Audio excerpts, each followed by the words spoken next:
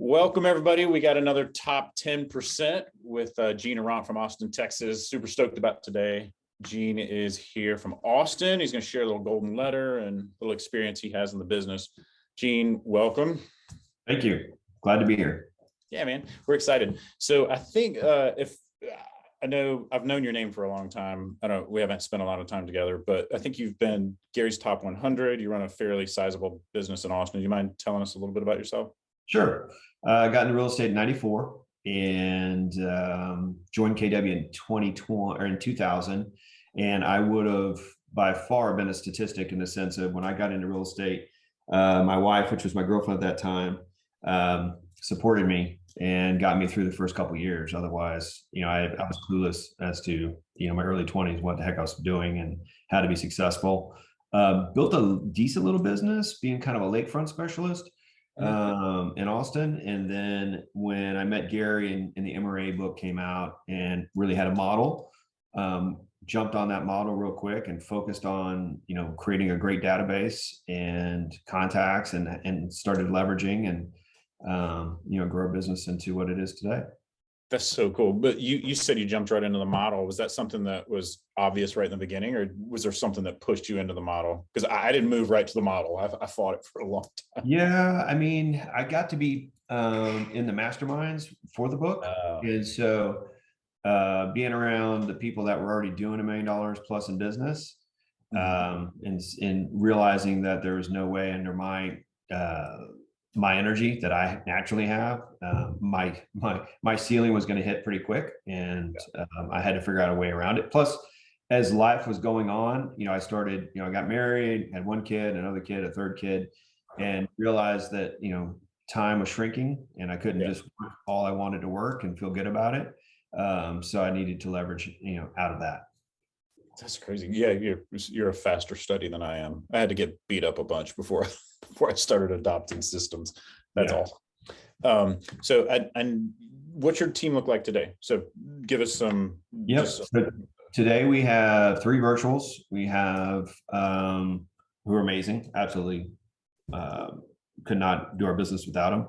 3 listing agents, 3 buyers agents. I do not go on appointments. My wife is the COO. We have a director of operations, 2 client care managers, 3 in-house ISAs, and a runner, nice. And a front desk person. We do have our own, we bought a commercial building about 10 years ago. And so we do have our own office here in Austin. Nice. Freestanding in our farm. Yeah. So what is you said client care, what does that person specialize on? So she is really calling through the database of past clients, all the stuff I used to do that I don't have time to do anymore. And so she's just touching base with them, just checking in. Gene wanted me to give you a call, check in. Is there anything you need? You got any questions on the market? Do any improvements to your home, right now for the spring market, that kind of thing. Yep. On the buyer agent side, because Austin has so much relocation traffic and our buyer agents are really, really versed in having great conversations with the incoming potential clients that are moving to Austin.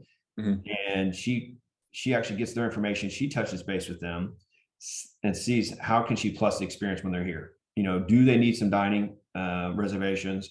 Are they looking for certain schools? Does she need to set up times to view those schools?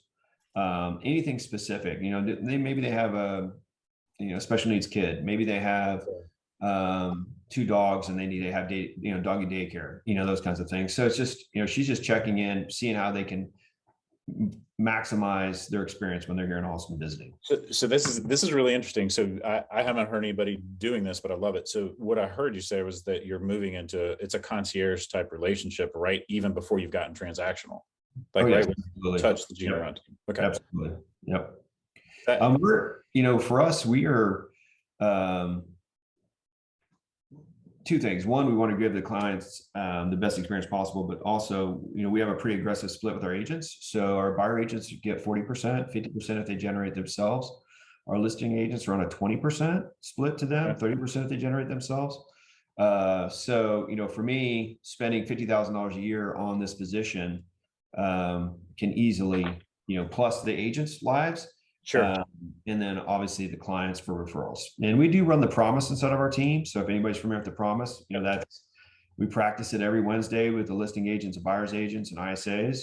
And then once a month, the whole team comes in together. So the client care managers, front desk, everybody's together. And so we role play all that. So it's really, I just got a text today. We had a closing yesterday, it funded today. And the client care manager said it funded to let me know, but really let the listing agent know, so they can call and congratulate. But then also it says, did you say the promise? We want to know, did they follow up at the closing with the promise? So do you mind just doing a broad stroke on the promise, just for the people that aren't using it? Yeah. So the promise is, when you finish a listing presentation or a buyer presentation, and you just basically say, hey, if you got a minute, there's one more thing I'd like to talk to you about, and it's our promise. And our team has this goal, to really create this experience that you can't imagine being any better. Now, it's real estate, things can happen, those kinds of things, but our true goal is to create this experience that sometime between now and closing, you're going to hear of somebody thinking about buying real estate, selling real estate, or maybe just has a real estate question, and you're going to refer them to me. And so that's my goal. So can you do that, Jeff? Yeah, absolutely. Okay. So you'll call me. I will. Yeah. Okay. Or text me, whatever. Great. All right. So that's our goal and our promise. Now, if we get to closing and we haven't gotten a name of somebody we can help, I'm going to assume that we didn't fulfill on our promise and that we could have done something better. And I'm going to ask you about that. Is that okay? Absolutely. Yeah. Awesome. Great. So my goal is to create that experience. So if you hear somebody, you'll give me a name of somebody so we can help. Fair enough? Fair enough. Let's do it. And that's it. So that happens at the listing presentation, buyer presentation. We have a jot form that's filled out when we take a listing or buyer rep. And so the client care manager knows that the promise has been said. So then when they do their introduction, whether it's a buyer under contract or a listing that's being prepped to go on the market, they're going to follow up with, I know Gene, to talk to you about our promise, boom, boom, boom. This is my role. This is what I'm going to do. By the way, is there anybody that you think of that, we should be talking to?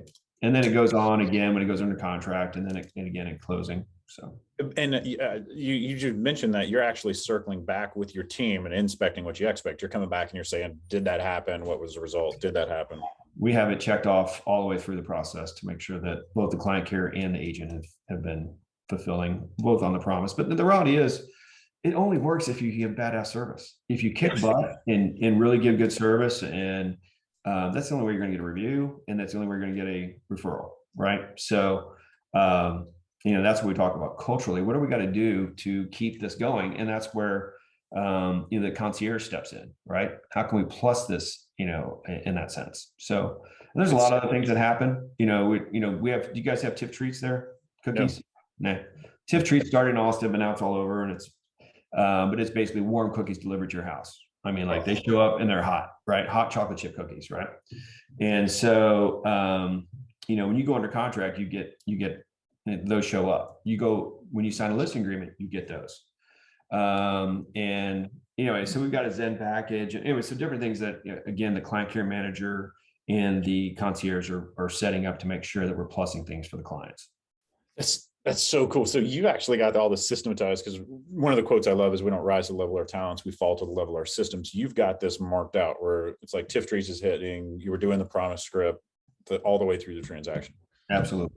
Yep. I love it. All right. Yep. So you're calling it a plus experience. I've always called it a wow experience, which is incredibly cheesy, but I love it. Now we're calling it kind of you used to call it a 10 plus experience. Realistically, the script now says 5-star experience, right? Okay. Why 5-star? Google reviews, right? We're after Google reviews. I mean, it's the future. People are going to Google and checking on what your Google reviews look like compared to even getting a referral from Jeff. Jeff gives my name to somebody. That's great, but they actually will look at the Google review, and statistically, it tells us that they will give more confidence in that Google review than they will Jeff's direct referral. Oh, really? I love that. Okay. Yeah. So, and I'm assuming that because you're continuing to do it and you're even plussing how you're doing that, you've seen your business go up when you moved into the promise. Oh yeah, absolutely. Yeah. Okay. And it's a cultural thing too, right? It's mentally, we have to be deliberate. Right. It just doesn't work. It cannot be a script. It has to be a lifestyle. It has to be a culture. That's incredible. That's awesome. Well, I think the people watching this will definitely pull something away from that. One of the interesting things is, I think during the kind of the internet push, everybody was like searching to get out and touch as many people as they could. And now what I'm hearing is, I'm consulting top agents across the country. They're coming back and saying, we go in to go out. We're making sure that the experience is such that were having an emotional connection with the people. And it sounds exactly like what you're doing. Yeah. I mean, we were all losing on, we were making touches, we were gathering, we're adding more to it, but we weren't really paying attention to the relationships that we had created. And it's much easier to pay attention to those relationships and get a referral or two, or even repeat business than it is to go capture, create a new relationship, solidify that you're good and you're going to do what you say you're going to do, you're going to follow through, versus it just take care of what you already have. Because when we go through and we look at our sales, 60-70% of it goes to SOI, past client referral. Wow. That's incredible. Yeah. So your customer acquisition cost is almost zero if you've already got an at bat. Like, absolutely. Yeah. Absolutely. Okay. That's awesome. So one of the things we talked about last time we spoke, you said that you had started implementing golden letters, and you were seeing a couple of years ago, and you're starting to see some really strong results on that. Do you mind sharing a little bit about your process and what you're seeing? Sure. Yeah. So the golden letter we started in July of 2020. And it was simply a letter that was mailed out to my farm first. So our farm, which we live in, about 4,500 homes in one neighborhood. And that's where our office is located also. Okay. So I wanted to start there just to see, hey, they know our name. If I send them a letter, they know it's real. And so it's a super plain letter. There's no letterhead on it. It just says, would you, dear Mr. and Mrs. Smith, would you consider selling your house at 123 Main Street to one of my buyers? Okay. And it's hand signed by me. It's super simple. And so we immediately started getting phone calls. Yep. What will they pay? What will they pay? What will they pay? And so we transition that into a conversation of obviously motivation first, right? They're not first really going to move unless there is true motivation. And then we set it up into either a preview where they simply just want it previewed and a price given to them, or an actual listing presentation. And so a listing agent will go over, do one of those two, and then, from there, either convert it to a listing or a future listing. So who's doing your nurture on that? Like when the call comes back, or ISA. Yeah. So the cool thing is that the way we have it set up now is if you, Jeff, you receive my letter, you're going to say, call me at 512-555-5555, right? And when you call that number, it's going to be like, hey, Gene Arant, sorry I missed your call. If you're calling me about the letter I sent you, please leave me your name and your address, and I will call you right back. And they do, right? And so when they do that, that's transcribed immediately to, and so we have a specific phone number that goes to each zip code that it goes out to. Each mailing has its own phone number, so we know immediately which area of town that's in, or what zip code or what neighborhood. And then it's transcribed, the VA gets it immediately. They pull the information about the property, send it to the ISA. So then the ISA has the transcribed, the property information, the previous MLS, those kinds of things. And then, so when they make the call, hey, Gene, wanted me to give you a call, really appreciate it. They go into the motivation, finding out, can we really show their home? Do they really want to sell it? Yeah. Probably reasonable. We had 2 years ago, we had a lot of make me move prices, which today it was a bargain, is a bargain. So we've put right at 1,000 people in our database in the last 24 months. We've mailed 27,000 pieces. Okay. I'm sorry. We've upped it. So far this year, we've mailed 27,000 pieces. I don't know what we've mailed total. Okay.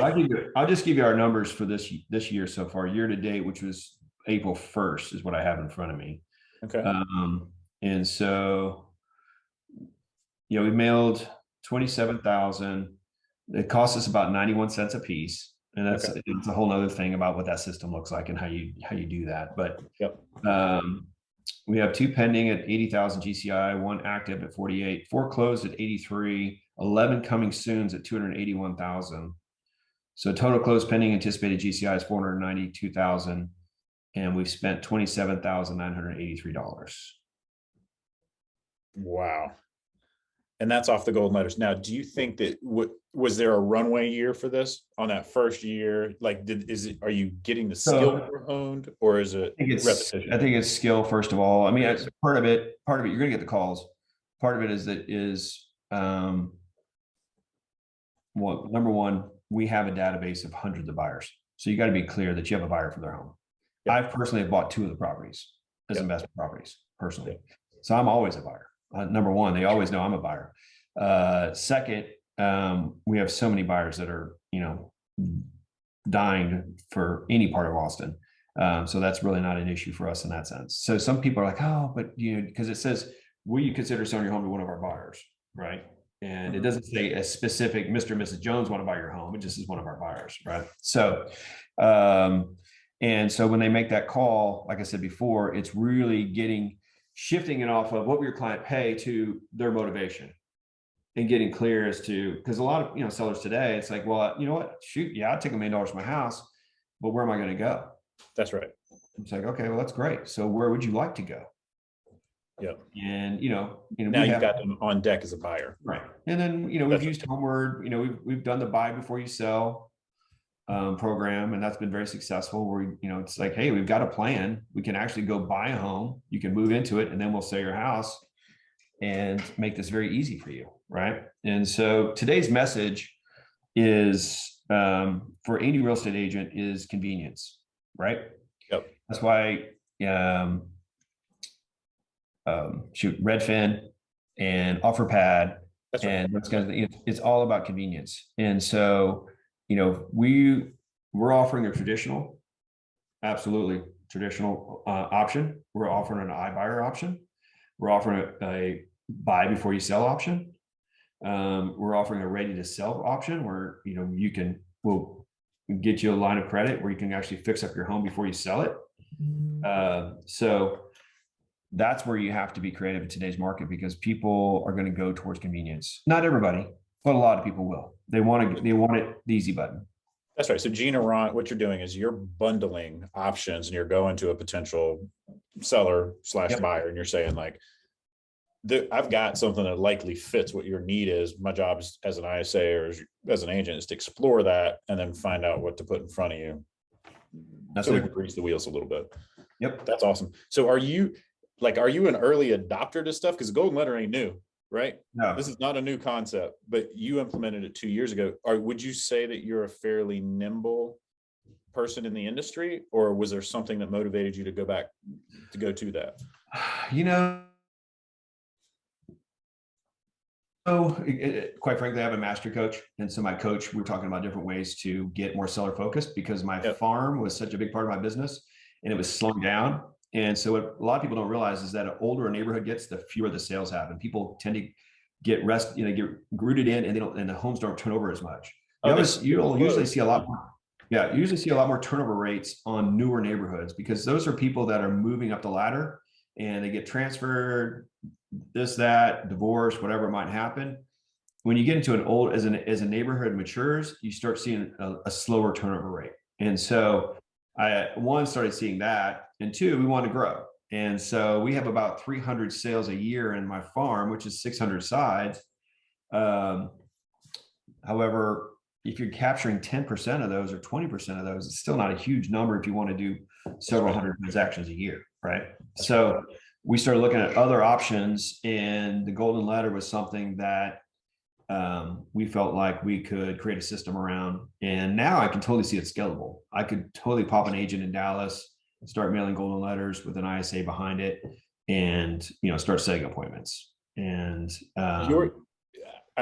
you probably already know this, but I'm saying anyway, you're doing it at a higher level than I've heard anybody else say it. Like the way your dedicated phone number and the way it's coming through, you have a lot more control and trackability, or like being able to scale it because you actually understand each metric at each stage. That's cool. Well, yeah, when I first did my farm, I took all the phone calls. So my phone started ringing. I was having to really juggle, oh yeah, hey, Mr. Smith, yeah. I'm glad you got my letter. Remind me what street you're on again. I was having to yes my way a lot, which was great because I can do that, but not everybody can do that. It was not duplicatable, and sold so many homes in the neighborhood and knew people on the street or whatever. So it was easy for me to connect, but that wasn't realistic if I was going to be in 15 miles away in a neighborhood I've never been in before. So that's why we had to create that buffer where we could actually have a little bit of time to create to know and run comps and be familiar with the area. And a lot of these people, quite frankly, they just bought their house. Like literally, so many of our make me moves right now that we're listing they bought their house in 2020, and their equity is shot through the roof, and they're like, we're out of here. Yeah, the prices have gone so high, we're going to cash out and we're going to go some podunk town, Yep. or we're finally going to go do what we always wanted to do, and we're helping them get there.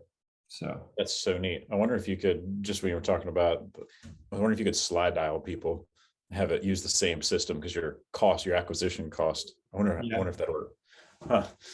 This is cool. Thank you so much for sharing that. Anything else that you'd add that's really been pivotal in your business, or anything that jumps out? I think what I'm doing right now, especially my listing agents, my buyer's agents got their butt kicked the last 2 years, right? They have really had to freaking work hard to help their sellers, to help their buyers. And we've worked hard too, creating a really long list of ways to win offers, right? I mean, we got 40 points of when you're making an offer, how can you plus it to win in a multiple offer situation. But on the seller side, we are starting to see certain things shift a little bit. And so really looking at that and going, okay, what's the conversations we're having? Because literally just today, yesterday, I do my 401s on Mondays. And so one of my listing agents, I got this property hadn't sold. And I said, let's look at it. And I got online. I looked at the pictures. And I'm like, oh my gosh, this is horrible. I mean, the picture, it's every single room is a different color. Every room. And some rooms had 2 or 3 colors in it. And I'm like, well, they just don't have the money to paint. They're RVing, they've already moved out, the house is gone, but they don't have the money to paint. I'm like, I will loan them the money. Yeah. Let's spend $15,000 on this house, and we will make them $15,000 more, or maybe more. And so call it 6 months ago, we didn't probably have to do that. And so, we know condition, location, and price are always the 3 parameters, key fit when you're selling a home. And we're not going to move the house. So it's either lower the price or improve the condition. And so in this case, we're going to pull off the market for 3 weeks, clean it up, change out a couple light fixtures, paint it, and put it back on, and we'll be heroes. So we have lead and lag indicators, and you just said was an indication that you might be reading a book right now. What book you reading? Shift. Yep. Yeah. The whole team. I've read it many times, and but I got a lot of new team members that have never read it. And so we're going through it. Actually, the whole team on May 9th, Nicole Zuber is teaching in my market center Shift Tactic 1, 2, and 3. So I'm bringing the ISA team, buyer agents, and listing agents, and we're all going to sit there and we've already read it, those 3 chapters, and go through it. It's just part of it is getting the mindset and just really getting people understanding. Even my listing agent, when I went and talked to her about this house, I was like, you have to understand, we're not fulfilling on the promise by putting this house on the market in this condition. That's and right. She said, you know what, I thought about asking you to see whether or not, a way that we could, maybe pay the painter at closing, whatever. I said, yeah, I mean, this is a case where we can make them a lot of money, because they're done. They're retired, they're in an RV, and they're doing the thing they want to do. So they need all the dollars they can out of this place. Man, the reoccurring theme from everything you've said is that you're at every opportunity, you're trying to increase the experience or elevate the experience between you and your consumer base. So absolutely, I think that's something to pay attention to. Also see that you're using MRA models, you're going into the Shift book, and you're being very deliberate with 4-on-1s, coaching. I heard coaching pop up. So I think it's probably no mistake that you're having a lot of success. No, it's all the stuff that this guy talks about right here. That guy, I know. The guy's awesome. Well, I want to thank you for your time today. So I'm going to just I always end it with asking what book you're reading, but it sounds like Shift. You're in the middle of Shift. Yes. And this is really the first time we've ever talked business. So I appreciate you taking some time. It's going to be super valuable for our agents. Hey, pleasure. And if anybody needs to get a hold of me, I'm always here to send you anything we have and share. So we're here to help. Cool. I'll put Gene's info into the email. So if you guys have referrals for the Austin area, please send them his way. And again, thanks for your time today. You're welcome. See you. All right.